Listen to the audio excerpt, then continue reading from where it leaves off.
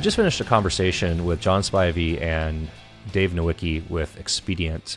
And Expedient is a service provider that's focused on modern computing for enterprises with a fun twist. So there's lots of service providers in the market that are offering colocation, data center services, and private cloud, and this private to public cloud hybrid environments. And what Expedient has actually done is they've gone to their market and their customers, and they've started buying customer data centers. So large enterprises that are running data centers that no longer want to be in the running data center business, Expedient will go out and acquire and purchase that data center from them and operate it and help that customer transform and move down the path of virtualization and operating without maintaining their facilities anymore. I can't speak for some reason. And the other thing that they've done in line with that is create what now they're calling the Expedient Edge. And this is a custom hardware, custom R&D, ruggedized platform that their customers are using in situations where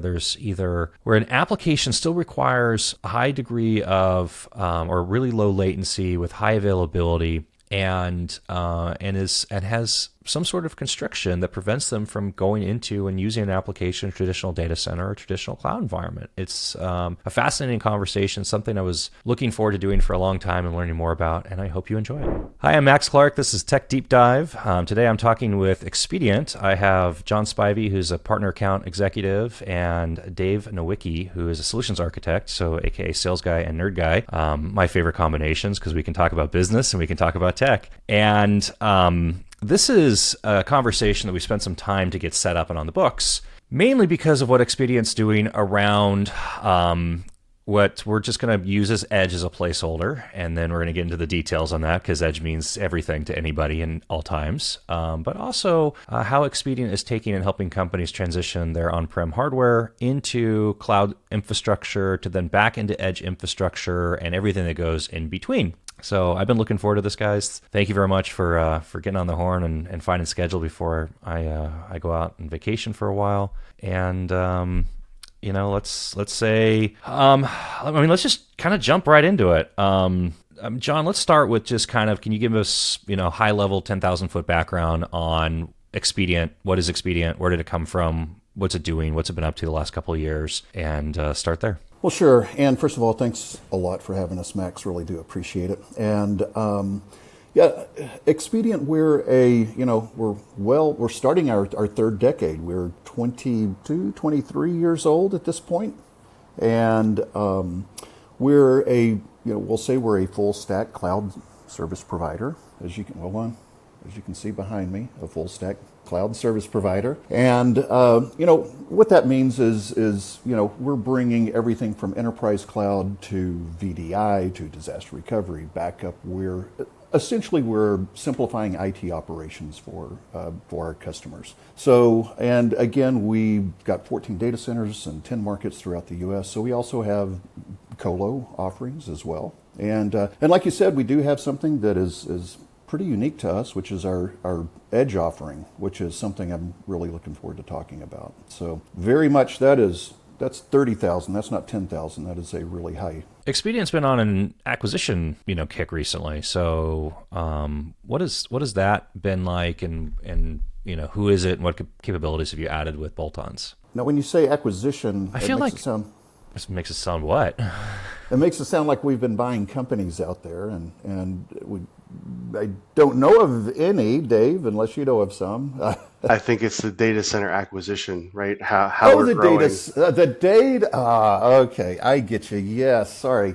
Yeah, we have a very unique way, and that's true. Yes, we are in a acquisition mode as far as data centers go, and it is a very unique situation, is where we're going in and looking for enterprise-owned data centers, and these are data centers that 15, 20 years ago, when it made sense for an enterprise to own their own data center, they built a data center, and it may be 20,000, 40,000 square feet, and at one time it was either filling up or close to being filled up. And then, of course, the proliferation of VMware came along and their footprint started shrinking in their own data center, and then AWS and Azure. And then now, after 20 years, they're sitting in a corner of their 40,000 square foot data center paying taxes, paying power. They need to buy new diesel generators. And then what we do is we see a situation like that and we step in and say, hey, look, we will give you a very healthy offer for your data center here. And by the way, with your own equipment, just keep it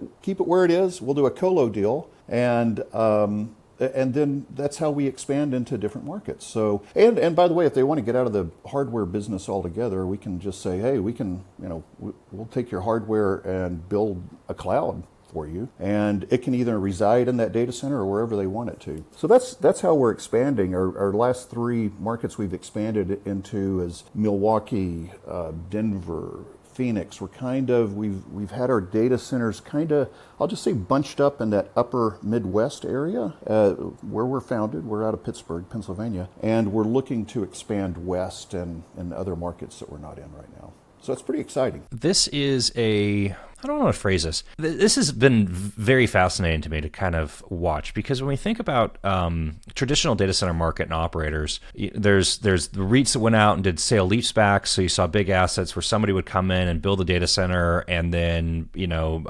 energize the shell and maybe start putting customers in it. And they would immediately do a sale leaseback on that actual capex cost they put into it to somebody else, and then lease the entire building going forward. And there's some very large REITs, that we all know that do this sort of operation. You go back, 15, 20 years, and every large, Fortune 500 North, they had data centers, right? They had computers, they had, mainframes, they had infrastructure. And if you've never been in the data center business, it's a very expensive operation to maintain and do. And so, really a couple of pressures happened, right? The first pressure was just this general proliferation of colocation and the ability to go colo, which, also kind of dictated more major markets, right? Like, there's this idea of like secondary and tertiary markets, not so much action in it until we had the birth of the cloud. And then the cloud became this really like hyper, like you needed to have 100 megawatt plus facilities with lots of land and lots of cheap power. And then all these rural markets started coming in and becoming big presences. But I haven't seen really anybody in the market offer this sort of thing of, hey company, you need to have this data center. You're in a place where this data center makes sense for you, but it just doesn't make. It doesn't make sense for you to keep operating it. So, like, how did Expedient get started with this? What was the aha moment that really drove this? How many have you done? Rough numbers, like how does this work from like rough like ballpark economics? You can use whatever size that you want, but I'd imagine that most of these things have to be north of 10,000 square feet of floor space just to make it make sense. And how does this, and then how does this all get worked together? I mean, in some of the scenarios I see where like enterprises have campuses where a data center is a half a floor on it. I'm asking too many questions in one shot, but I'm going through my thought exercise here because I'm excited about it. It's like, oh, we've got this half of a floor that we've turned into a data center. Does that then become a multi-tenant environment going forward where like other people can show up and take equipment and now this facility and do their own thing? I mean, that's this. So anyways, I'll stop there because otherwise I'll ask like another 15 questions before you responded to the first one. It's all good. And by the way, I'll just kind of go through my bullet pointed list of some of the rules of acquisition for what we're looking for. And you mentioned, starting off in some of the tier 1 markets out there. And while we don't completely avoid them, a really fun way of looking at the markets that we are searching for is a market that we're currently not already in. But we're looking roughly for any market, as a rule of thumb, that can support at least one major league sports franchise, but not 2 in the same sport. Okay, so New York, Chicago, LA, really San Francisco, not that interested. They're a glutted market with overpriced properties, high taxes, etc. They just don't make financial sense for us. We are looking for, as like I say, a standalone building. We're looking for something to own. And to your point, we get this all the time. We're not looking for an office building with an attached data center, or our data center's on floor 3 and 4 of the 7-story building. That's nothing that we really can use. It does need to, have its own entrance and exit, minimal amount of land. While I'm based out of the Dallas-Fort Worth area, and we are looking for a data center in the Dallas-Fort Worth area, I'm currently in our Memphis data center right now, which is again, a data center that we purchased from a major hotel chain. I'll just say that. That's the previous owner of this data center here. And I think it's the poster child of what we're looking for in a data center. First of all, the grounds are beautiful, although it's raining cats and dogs right now. I apologize for the background noise, but we're surrounded by golf courses on one side. There's this beautiful old Southern mansion that is a sorority's national headquarters right behind us. It's just this bucolic, wonderful scene in the middle of Memphis. And if we could do this with every data center we acquired from here on out, that would be amazing. And again, we're not looking for the 100 megawatt. We're looking for, a couple of megawatts. And it's like you said, we give a range of 5,000 to 50,000. 5,000 is really at the low end of things. I would like to think that would probably kind of really start getting serious about 10,000 to 50,000. I've been told if we go over 50,000 square feet, we'll still continue to look at it if the economics make sense. And so I guess those are some of the top of my head, some of the major bullet points of what makes a good acquisition target for us. And are these facilities that are, what's driving the customer to want to get out of this? Is it just operationally driven, or is this maybe they've already realigned their infrastructure, or is this, equipment has depreciated and hit maintenance cycle that is going to force a lot of upgrades? This is, and it's not worth it for them to service or replace generators or HVAC units or decom FM200, and you guys come in and you do all that work, and you end up with or they're downsizing, right? If maybe they had 50,000 square feet and they really only needed 5 going forward, like what's the actual like business driver that you see mostly, that when you hear like somebody show up and say, hey, we've got this scenario, you're like, oh, this is a home run, like here we go. Yeah. I was just going to say the answer to what you just asked is yes. I mean, everything that you mentioned is the driver. It's typically, and it's more, I'll just say more often than not, a financial driven.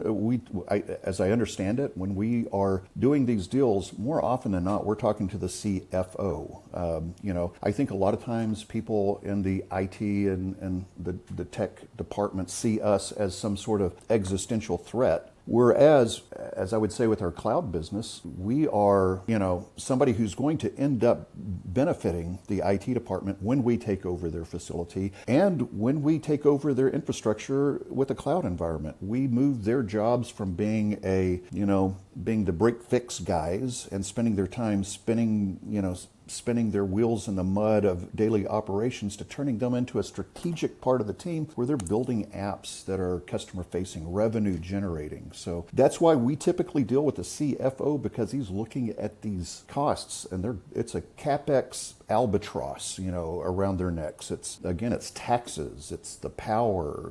They do know that, hey, we're going to need to, refill our diesel tanks. We're going to have to get new diesel tanks. Our crack units need to be replaced. It's all of those things that just kind of make for a perfect financial storm for us to step in and say, hey, we know your building needs a little sprucing up, and we do that every time. We come in and we put a really nice coat of paint on things and spruce things up operationally for them to give them the best environment for their remaining equipment to live in on top of everything else. So we talk about a little bit from like the MEP, but then going deeper into it, network asset. I mean, so how much of what the customer currently has stays, or does all of it stay, or is it, you're going to come in and bring in your own transit links and routers and patch panels and build out a MDF IDF structure and completely kind of re-engineer and redesign how the customer's existing infrastructure works. I mean, if there is some level of work, right? This isn't like a sale leaseback operation in the sense of like they don't change anything. Their footprint has to adjust and change, and layouts and hot cold aisles and like all these cages and access control systems, right? Like have to be rethought once you go multi-tenant. And I'll lean on Dave a little bit here for this one, but I would say it really varies by acquisition. And I can tell you, for example, in Arizona, Phoenix, we purchased a data center from a insurance organization, and as I understood it, they really wanted to get out of the hardware business altogether, and that was a transition from hardware to the Expedient Enterprise Cloud. And again, it varies from customer to customer. Dave, any insight you might have here? Yeah, I mean, preserving what they have is key for us. We've gotten very adept at going in and figuring out how to build what we need, how to freshen up those assets, but keep their workload intact and be minimally disruptive. It also helps because a lot of these engineers, facilities guys, they're on staff with us. So the amount of outsourcing that we have to do is pretty minimal. So we can get kind of novel with some of the things we have to do. But yeah, most certainly, right? I mean, the electrical systems, batteries, transfer switching, connectivity, a lot of that we like to bring in as kind of priority to make sure the foundation is good. And then, right, that's been months down the road, and we're getting more comfortable with that particular client, tenant, whomever, and get to understand their needs a little bit better. And then we can bring in better integration options to them than this kind of ragged tear, lift and shift when we take over. And so, Dave, this is maybe a good technical transition here, because part of what John's also talking about is helping the customer get out of the data center business, but also helping them get out of the hardware business and not maintaining assets. And my mom always tells me not to assume, and I'll always kind of think of the acronym that she used, but I won't say it right now. I think of two things, right? So the first part of that I think about in terms of equipment and lifecycle management is who owns the equipment, who's depreciating the equipment, who's servicing the equipment, who's on a support contract for the equipment, who, et cetera, right? And the second phase of that, and I feel like this probably lays into like your enterprise cloud. When I hear most companies talk about a private cloud environment now, I mean, like I just assume that they're running some version of VMware vCloud, and maybe it's HCI or maybe it's not, Yeah, recently, within the last couple of months, there's been some accounting changes at certain state and federal levels that allow even some degree of shared assets to be capitalized or depreciated by customers. We've got a lot of prospects and clients asking around those questions. So that's actually one of the levers that we use in design work is, how does the customer spend? What benefits are they looking to get? That CFO group that John talked about, right?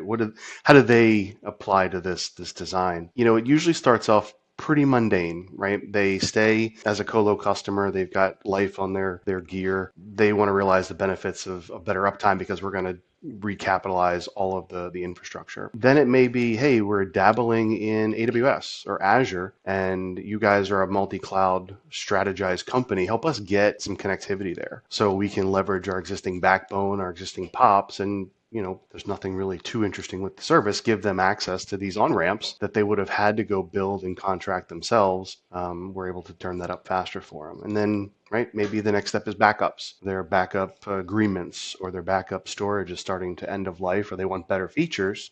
We can very easily reach into the colo rack and offer managed backup as a service. And oh, by the way, you need that immutable and multiple copies. We just turn the dial and now you have your backup data immutable in Phoenix, whereas before you would have had to go co-locate that or deal with those contracts. So it kind of starts that way, real easy commoditized things that we can extend into their rack. And then ultimately, right, that's a hardware refresh time, or they've got some kind of, big cloud initiative that comes down from on high. And we start talking to them about multi-tenant, private cloud, IaaS, security services, all those things. And hopefully by then we've both learned how each other works. And those are, very low risk operations because we've got the relationship. So Dave, I want to hear your opinion and experiences with two things. So the first thing, it comes up from your comment just then of hardware refresh time. I feel like this becomes a big driver for a lot of organizations around this desire to go into cloud or cloud type services, because, even there's this like weird, it's like a mental block is how it feels to me, where you purchase equipment, you finance it, you pay for it in 36 months, you depreciate it over 60, you maybe extend the lifetime over that 36 months with 1 or 2 year of additional support agreements. But at some point, around month 46, month 48, somewhere in that like 48, plus range, you start talking about like equipment failure, hard drive failure, motherboard failure,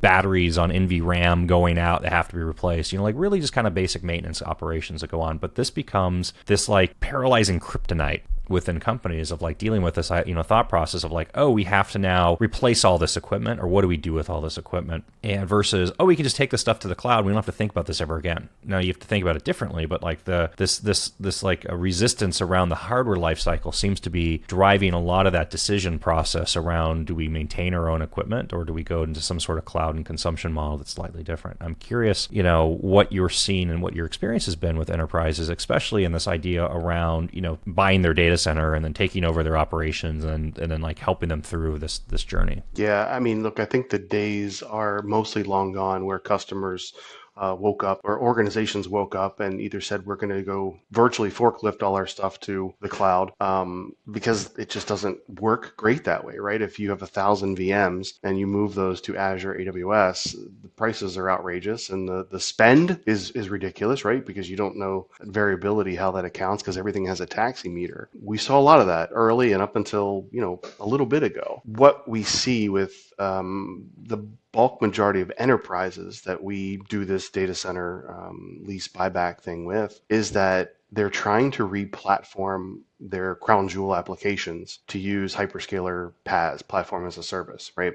They want to use serverless services. It's a horrible term, but right, they don't want to deal with an OS. The consumption model and type with these platforms in cloud is more in line with what they're expecting to spend than hosting traditional VMs to put those services on. The problem is you have to re-platform that stuff. So there are a couple of case studies that we provide, one of which is University of Phoenix, and their struggle with this. And it's a time game, right? Because you can't re-platform your apps fast enough. There's just not enough manpower to responsibly re-platform in time for that hardware refresh. What we found, kind of our value there, is that we can bring some of those traditional VMware-based cloud environments to do that lift and shift at responsible pricing and kind of fixed fee billing.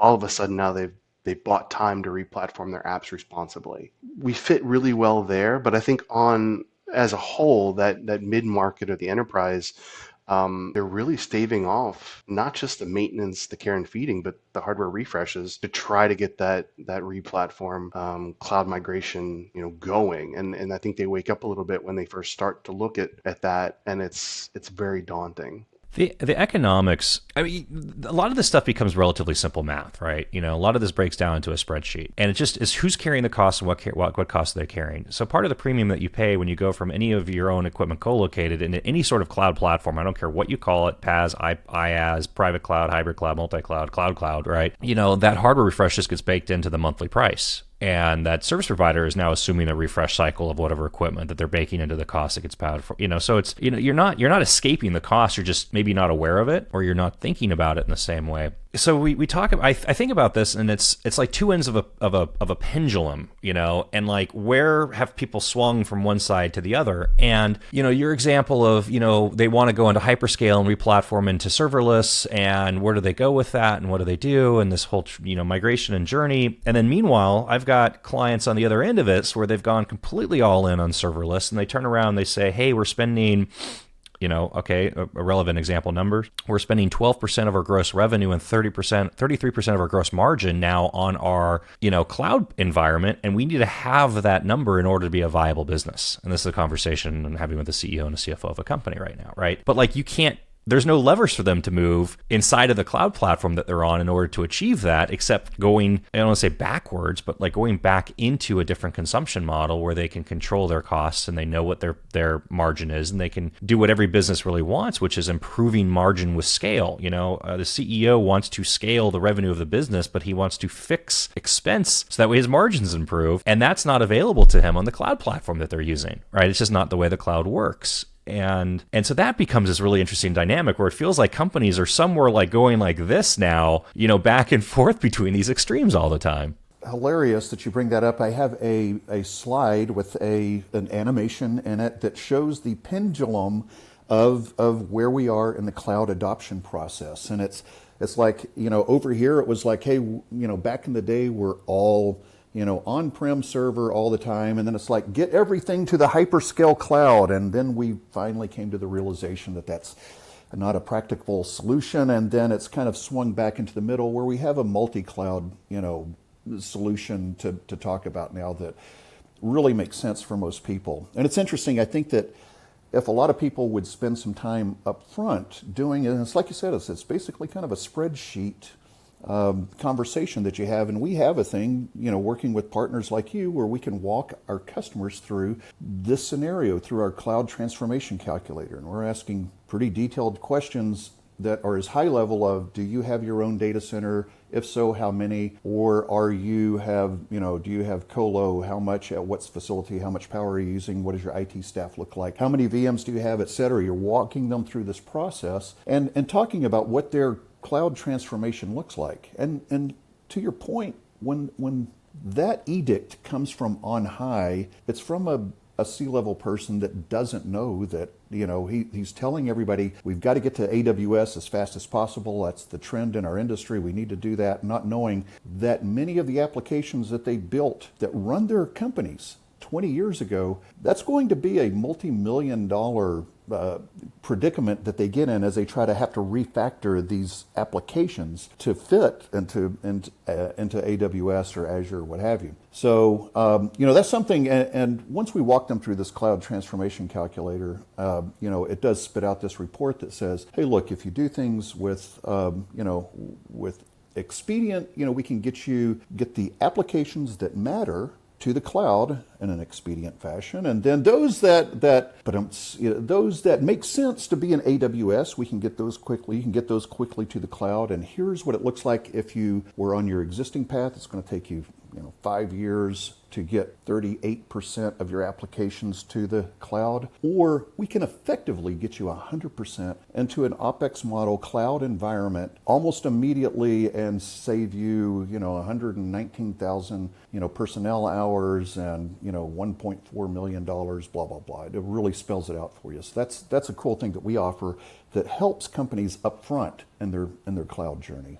How much of this do you think is this desire to move from a CapEx to OpEx model? And how much of it do you think is this still kind of lingering belief that the cloud is cheaper? Because that's not the case. No. And again, most people, when they say the cloud, they're talking, they're talking AWS, and they are not taking into consideration the fact that there are, additional people with certifications and, specialized training that need to take over this role. There's that expense. And then there's the, oftentimes, overlooked expenses of egress fees, for example, of pulling your data out from one instance, even into another instance within an AWS environment can start racking up these unknown charges. And then I will say this, occasionally people will say, you know what, like you said, we had budgeted $15,000 for a month for our AWS spend.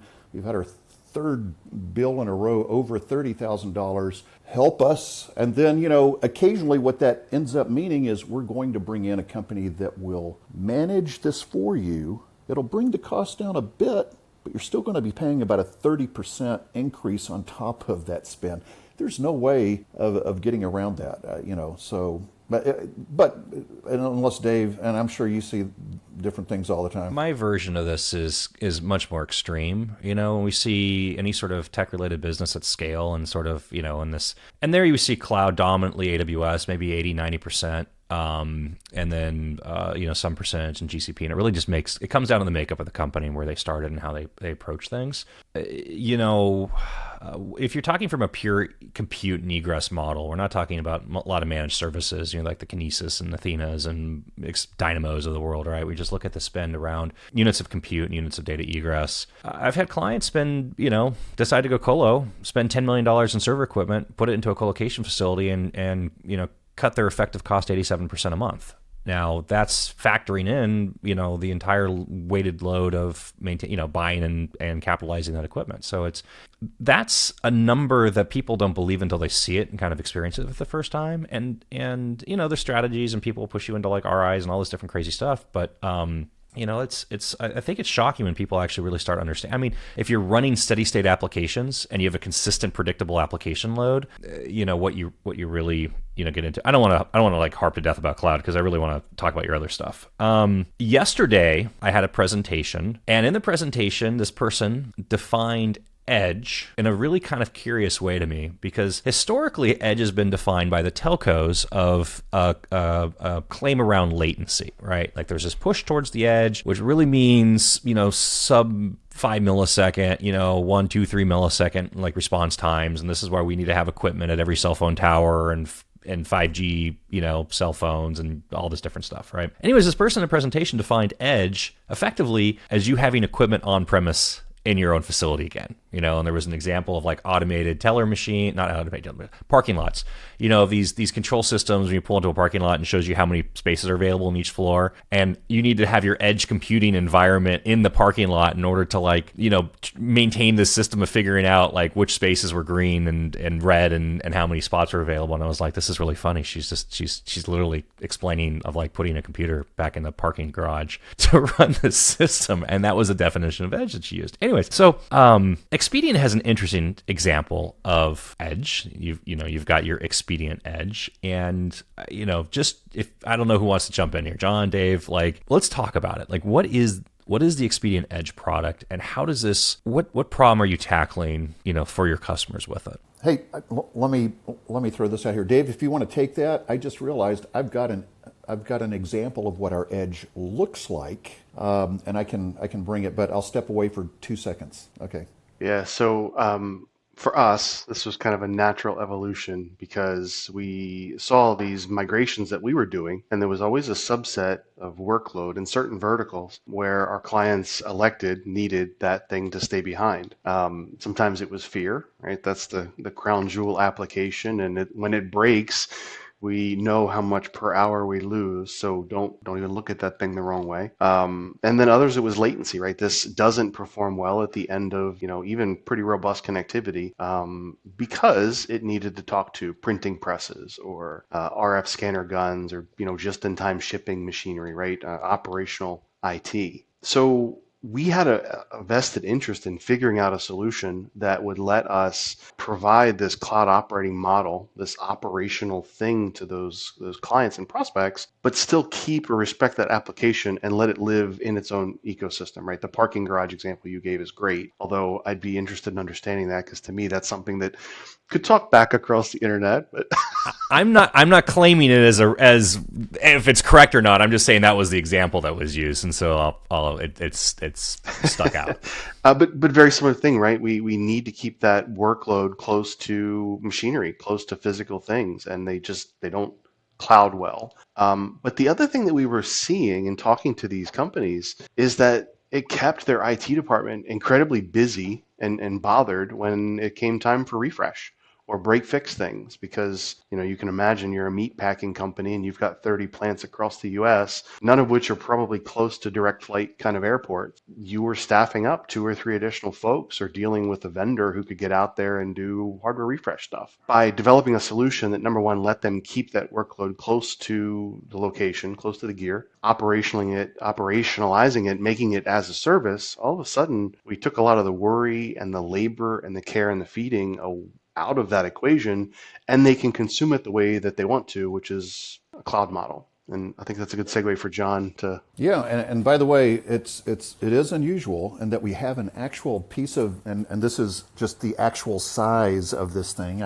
I say, what ends up sitting at the edge of our customers' locations is a box about the size that you could put 2 soccer balls in, but. And we can talk about, what the actual specs are here. But yeah, these are for our customers, like Dave was saying, where, they've got applications that don't cloud well, that need to be close to whatever it is they're running. And it's interesting, manufacturing is probably our top target market here. And that's where we've had some really good success right off the bat, running applications like Wonderware that, we've had a lot of success there. But again, it's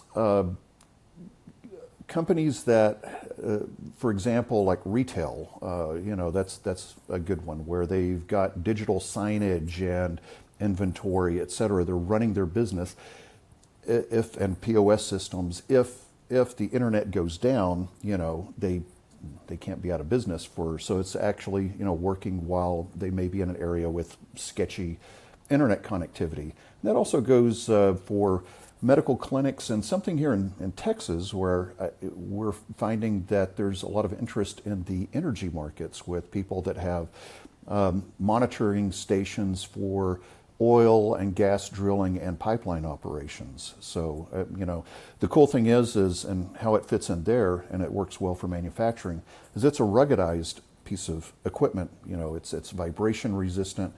It's able to work in temperatures up to 130 degrees. So, a very cool piece of equipment here. But again, it's a piece of hardware that we are, turning into an OpEx advantage for our customers.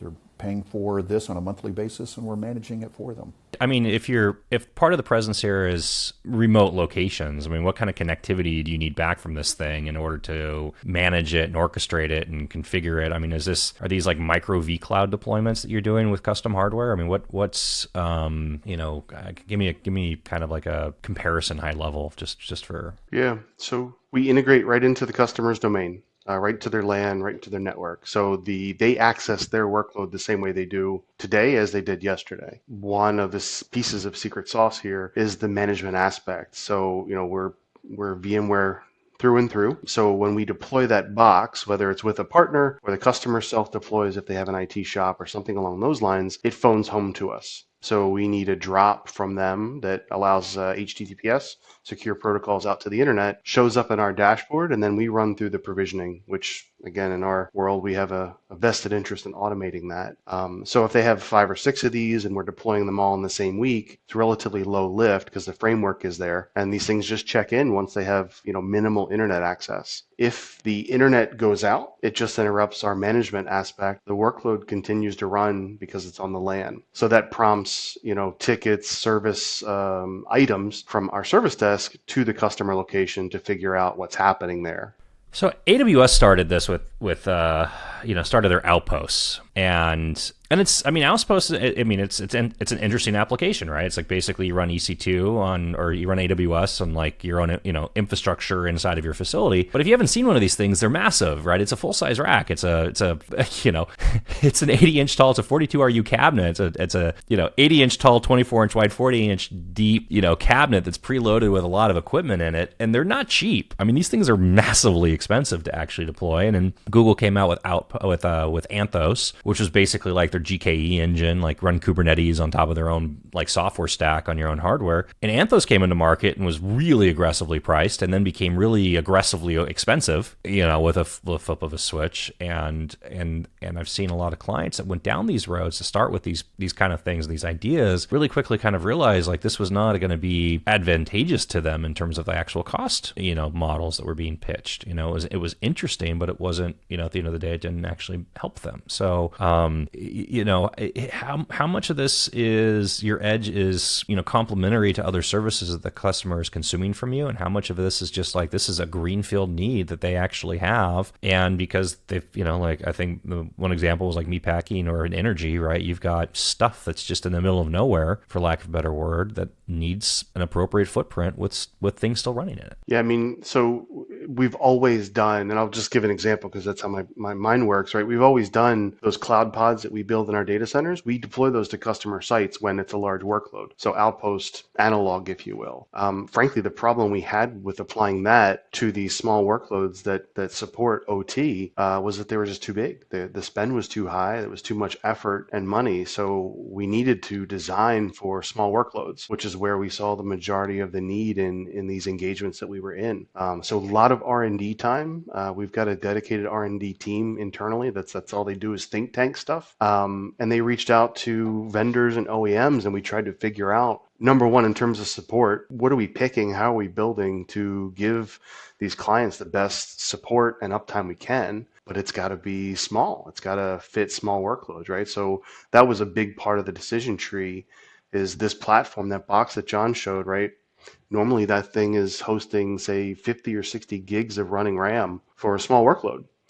And then on the converse side, right, customers love the support and the experience that we can build those to be very large, right? I think 200, 300, 400 gigs of running memory, and we can parallel them, right? So We've got a prospect that we're working with now that is trying to build in Alaska. Data centers in Alaska are a little strange. There's not many, but it's a small customer base for them. So they're looking at dev on one of these smaller edge platforms and production on one of the larger builds. And then that phoning home, think disaster recovery perhaps, or even manage remote backup for some of those low key applications that they could run elsewhere, just painfully so if they weren't in Alaska. So size to be relatively small, and it bolts right on to both our existing support systems and other solutions that we've got. So, is that like, I mean, you gave an example of like 50 gig of RAM. Is that like the entry point to this? Like how small is small and like how big becomes large? Like where's,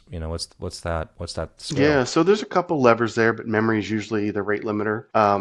We can size these to, 20-ish gigs of memory. Below that, we start asking on, maybe that application really could live somewhere else because we still have that barrier to entry on price. And then, like I said, it's, we're building with pretty high end flash storage systems in there. And we have some latitude with what we're picking for processors and density. So we can run some pretty interesting high IO kind of workloads on these things. Most certainly as we approach a terabyte of memory, then we're looking at a dedicated pod outpost type solution. But like I said, 200, 300, 400 gigs of memory, not too difficult for us. That's a lot of application. So if you haven't been through like a VM, if you haven't been through any sort of like virtualization sizing, right? So one of the tricks that you try to figure out is what the actual configuration flags are using on the platform. So Amazon does we'll just use Amazon. Amazon defines instant types based on their definition of vCPU, but there's no actual clarity on what a vCPU really means. And if you've ever operated we'll just use VMware. If you've ever operated VMware vCloud, vSphere or vCloud, when you install the sucker, one of the things it asks you is what you want your oversubscribe rate is on the CPU that you have, and it'll give you guidance and says, like a 4 to 6 oversubscribe for your vCPU is probably normal, right? And then you can kind of tweak that up and tweak that down based on your actual real workloads. Just adjusting that number in an environment is pretty incredible of the difference of the density and the cost to operate that environment. If you think about, just from a basic example, if you are in a platform with a 4x oversubscribe in CPU and make that an 8x oversubscribe in VPU, you've doubled your technical VM density, provided that the workloads actually support it. So it's, I think a lot of this for me just comes back to what does the application look like and what are they still running and what state does it exist in? And I'm a huge fan of containerization and what containers have done because they're still portable. You can run a container anywhere. You can run it on your desktop. You can run it in a private cloud. You can run it in a public cloud. You can run it in any public cloud, right? It's a container. But not everything containerizes. How much of this with the edge for you is lift and shift of some like PLC control application or, custom development where they could go into something that's more containerized and have that kind of pipeline with a container into this edge appliance. And it's just about density, proximity, ruggedization, et cetera. Oil and gas, have they moved into containers for their applications? Or are they still running, Windows 98 VMs, that need to be ruggedized? The majority of what we see is that custom built application where the person is not around anymore. They left the company and they're just dealing with that technical debt. I won't pretend to know the intricacies of it, but there's a really interesting case study that Chick-fil-A underwent with their edge. Oh, I know this one very well. I love this story. This is one of my favorite examples of all time. I won't do it justice, but they tackled an edge thing with a replatforming effort, and it took a lot of time. We see in our data centers where we're talking about, cloud, a lot of anchor customers, our enterprise folks, they approached us and said, hey, we love this service. We love the hosting, the traditional hosting. We're looking at replatforming, and we would love to have some kind of Kubernetes, Docker Rancher environment that sits next to these things so we can dabble and decide. So we actually built that in most of our key markets for customers to have both. And, it's very easy for us in those platforms to extend it to the edge. But your first inclination is correct. The majority of what we're seeing is is legacy apps. I mean, or there's legacy app and an Oracle blade that we have to contend with, because don't touch that licensing, so we can fit that, right? We're not beholden to templates or hardware sizes with this. We look a lot more traditionally in that, if you need a blade in there that's just for for CPUs for licensing, we can accommodate that for you. So a lot of that. I kind of have this thing where it feels like that any company that's founded post 2010 is cloud native, and any company pre 2010 of any size is got all these landmines laying around on them. And I know plenty of examples of this where you find healthy 9-figure a year enterprise, and there's some ETL process running on the back of FTP that takes and does something that ends up becoming the linchpin of like a third of the revenue, of the business, right? And then everybody's like, why don't you change this application? Right? You're like, well, because there's like 1,500 trading partners that have all integrated their platforms in with this thing for this process, and so it's not just us changing it; it's then convincing 1,500 people that are paying us money that they have to spend money in order to keep doing business with us, and these things just never die. The Chick-fil-A one is, and this is, by the way, this was posted, they did a series on this on their engineering blog, and I don't remember if it was on Medium or what's the actual host for it, but they were trying to tackle two things. So modernization, but the big edge play and the actual business case that's fascinating here was they did a combination machine learning, machine vision to take and do predictive modeling of how much chicken they needed to have ready at a store at any given time. So it's hyper localized to the stores based on the pattern of the actual store. And, my kids, like one wants grilled nuggets, the other wants, they just calls it Chick-fil-A, doesn't understand that Chick-fil-A has like a bigger menu, but it's the actual like fried nugget. And what this application does is it takes and has a camera that's focused on the basket that knows what the time of day is and what the traditional demand is and how much is there, and can prompt, the operators of the store, you need to make chicken or don't make chicken, is like basically at the core level of what this thing is doing. But the output of it is all about, the efficiency of how many cars they can put through a drive-through per hour, and how efficient they are with their supplies and what their overhead is as a supplies. And the initial deployment of this thing was they were using Intel NUCs with Kubernetes on top of it. So very, very simplistic deployment in terms of hardware. But I mean, it's fascinating, I'm sure. And this engineering case, I mean, this is old. This is not new. This is like 4, 5, 6 years ago. We're talking like 2018 vintage, 2019 kind of stuff. So who knows what? I don't think they've posted any updates to it, but it was. That kind of stuff is fascinating to me, because you don't think of Chick-fil-A as like a high-tech company, but it just shows like how much of difference applied technology really makes to every kind of company, and it doesn't matter if you're doing oil exploration or manufacturing or CNC or printing or running a drive-through. You can get a lot of like extra oomph out of your business if you do stuff like that. To your point, there is no better restaurant chain that does a better job of managing drive-through traffic and inventory control and all of the great things that ends up as a customer service item that's coming from their technology. That's great.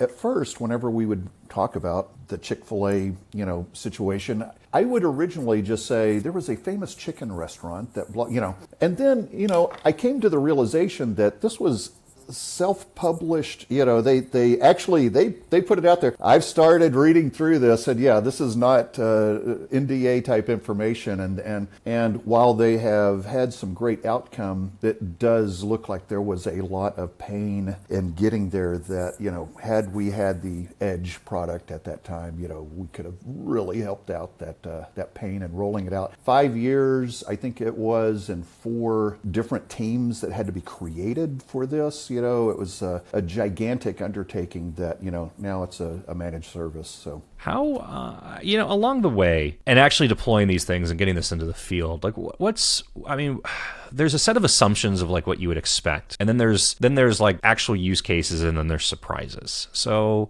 looking at and thinking about like use cases and surprises, like what has surprised you about rolling this platform out to customers and people actually using it? Like what's, because there's like an idea of like, okay, we're going to give you this ruggedized platform that you can put onto fill in the blank, place that they can run your, Y application, right? But I would imagine there's been some stuff that's kind of was like, oh, that's interesting. You're doing what? Yeah, I mean, those came out as our first rollout, which right, we were clear with the client, right? We're cutting our teeth here. We're gonna learn together. We think we have it, but 15% of this is unknown. It was the deployment. They were manufacturing. Some of these sites were rough. I mean, they were a broom closet, or it was under Sally, the front desk's for the assistant's under her desk. And then there was a couple of times where we needed to get some additional capacity, or RMA, for instance. And it was our existing support organization that handles day to day of all of our cloud and colo solutions. Now they're working with the edge solution, and talking to lineman number one on what do the blinky lights look like. Now, granted, we had back end dashboards, right? So it's more of a validation thing, but I think that exposure to a different type of support was definitely something interesting. But yeah, the locations. I mean, I mentioned a no direct flight kind of airport. There's a lot of that with this ecosystem for sure. I mean, obviously, edge. We really talk about like computing resources closer to the putting an application, putting a workload, putting a computing resource close to the consumer of that, right?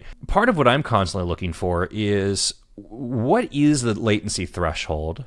So what is the distance threshold? And like, what is the application that drives then that latency threshold? Now, I'm not going to give you the easy example of you've got an oil derrick in the Gulf that doesn't have fiber optic connectivity back. By the way, there's actually fiber optic networks connecting oil derricks in the Gulf, so that's a bad example. So you're in the perimeter basin, there's nothing out there, right? Whatever it is for oil and gas, that's an example. There's just no connectivity. Okay, that's an easy example for edge. But in these other markets where you're talking about no direct flight, secondary, tertiary markets, there's still connectivity out there. There's internet out there.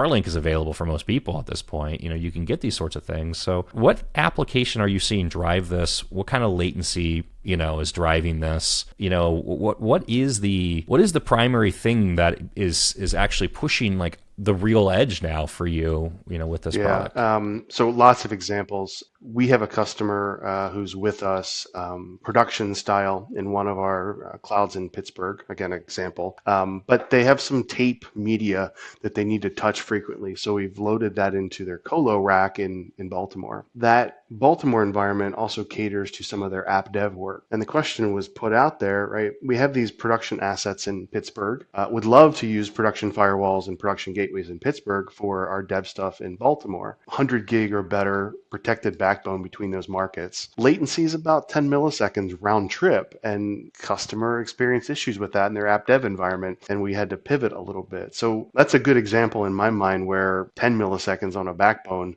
should have been fine, and it wasn't. But I think what drives more of the edge is in that lost revenue if the workload gets isolated, right? So, just-in-time shipping, where if they miss a shipping window, that product doesn't leave, they can't bill for it, they may have lost $500,000 and shift workers that went home and all the HR associated with that because they lost internet connectivity to the workload that was in the cloud. So that's generally what drives these things, is the risk and the loss associated with isolation. At least as it stands now, it's a little bit less around the latency.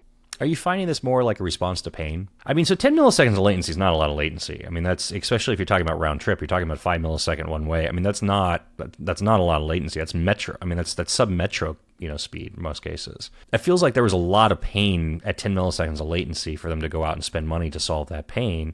Or the example of shipping and inventory management, or where like these different things. Inevitably for me, that feels like that's pain response. Like something happened that generated pain for us that then we went out and had to or am I completely wrong? Are people being proactive with this and just looking at it and saying risk modeling, like this is just not worth the risk for us, because if this event does happen, it's not. I mean, so are companies getting proactive with this, or are they just responding to like we had this thing and now we got to go solve for this thing and never have this thing again? Yeah, I mean the door opener, the conversation that we have when we're engaged with a company we've not met before is just that. What would happen if, or what does it look like when the last time this thing happened? And to my earlier point, where that's the crown jewel and the revenue generator, and don't look at it the wrong way because it can't go down. They've kind of abandoned the thought or thinking or their research that maybe this could be done better. So it's always been just leave it alone, be as safe around it as we can.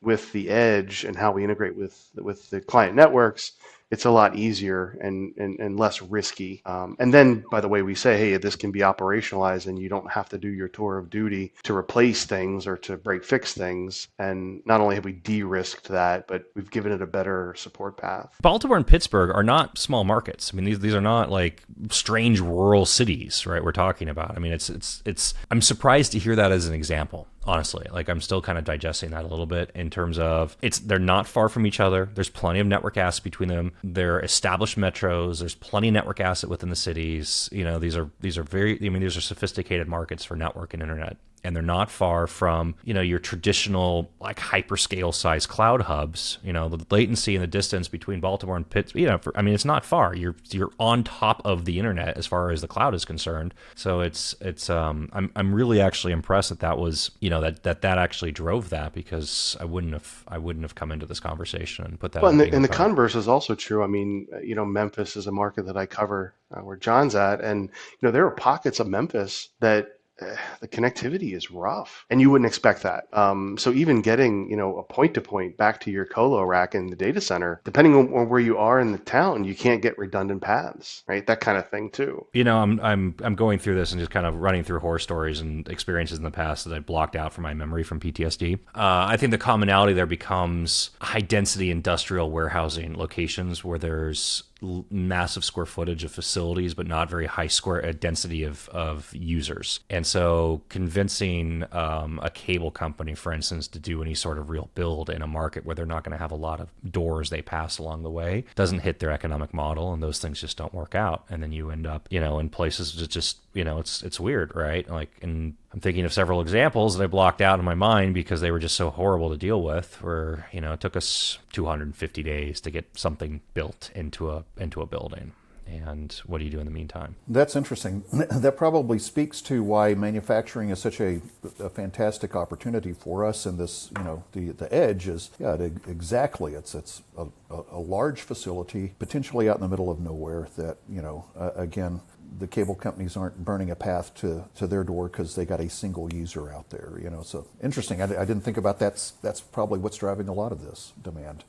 We actually didn't get into this too deep, but let's talk about this a little bit. Like, who is your ICP? You know, like when, you know, and I mean, give this to me like region or geography, or I mean, you gave the example of like small edge deployment in Alaska, right? Like that's probably not like the top tier of like anybody's ICP in terms of like finding some kind of rural Alaskan deployment of fill in the blank, right? But now that I'm thinking about like ice road truckers and like diamond mining in northern Canada, I'm sure that's probably a phenomenal edge deployment scenario, right? You know, sub freezing temperatures. I mean, like what is Expedient's ICP? And I guess that's like generic in terms of like overall, but then also as it relates to, you know, acquiring data centers or edge deployment, like what's, you know, what industries, what markets, what sizes, like who's your customer? It's typically customers that have incurred a lot of technological debt, and that is, generally speaking, it's older companies. It's like you said, anything built past the year 2010 is probably built for the cloud, and we do great with those industrial companies that are, you know, again, they're into 9 figures, but they've got a,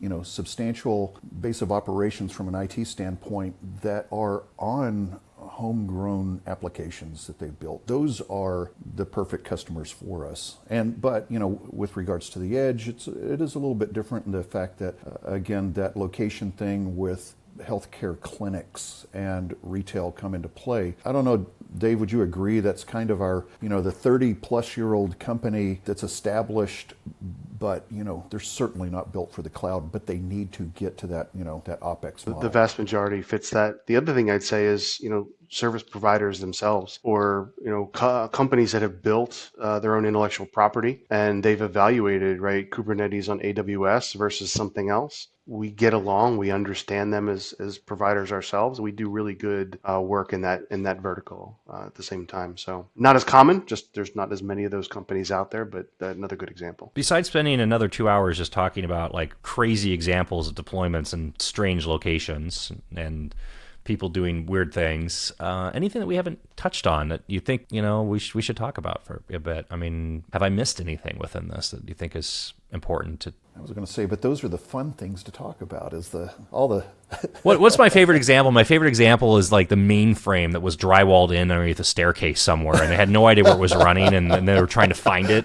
And they had cables. I hear it. Where's that noise coming from? No, I mean, they had no idea. This thing was, this is one of the classic quintessential stories of like, early tech, where, I mean, it's phenomenal. Like these things, I mean, they do exist, right? Yeah, and Dave, I mean, one thing that we haven't talked about, and one thing that probably drives the initial conversations that we have so much these days is I guess the fear of ransomware attacks, has a great, we have a great story to tell to help mitigate that threat through our disaster recovery products. So our push button DRAS, especially that, powered by Zerto, we have 3 different sizes, but with almost instantaneous RPO, RTO.